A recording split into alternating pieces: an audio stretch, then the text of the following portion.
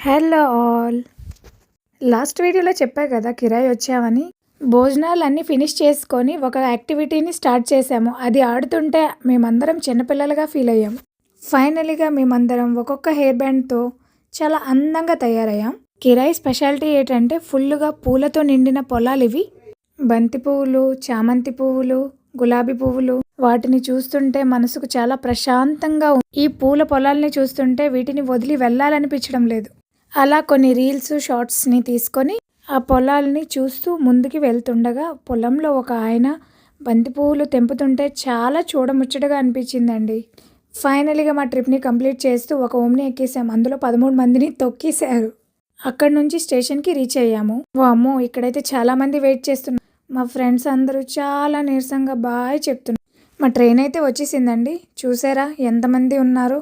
మా పిల్లలైతే చాలా టైర్డ్గా అయిపోయారు. అందరూ పడుకున్నారు. ఫైనలీగా మేము స్టేషన్కి రీచ్ అయిపోయి మా ట్రిప్ని కంప్లీట్ చేసుకున్నాం. Bye bye.